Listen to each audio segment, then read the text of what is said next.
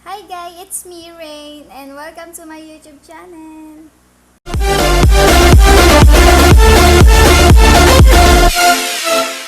So for today's video, I want to share of you kung ano yung ginagamit ko na pang curl sa buhok ko.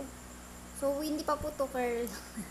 So inipit ko lang po kasi siya kanina ng nakapusod, tapos pagtanggal ko ganyan na. So, yung pang curl na to guys is sobrang madaling gamitin, promise.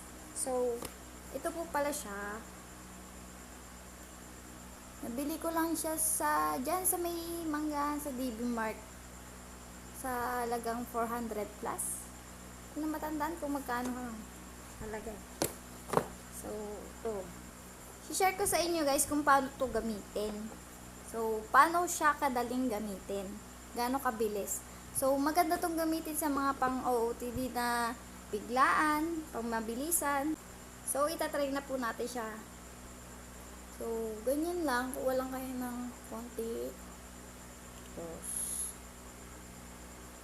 ilagay niyo po siya din.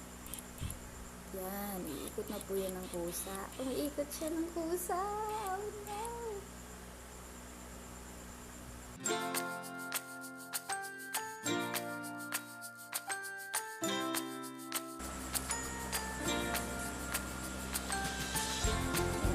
Release na natin.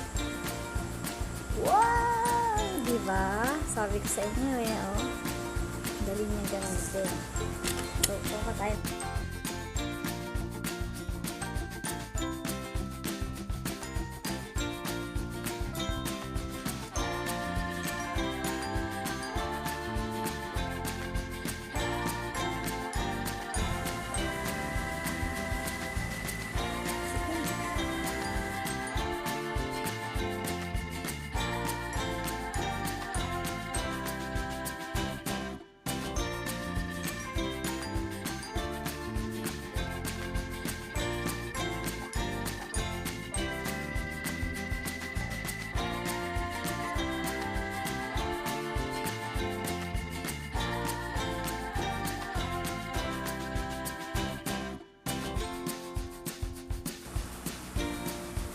So, tapos na po tayo.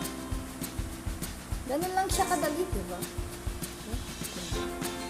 That's all. Thank you.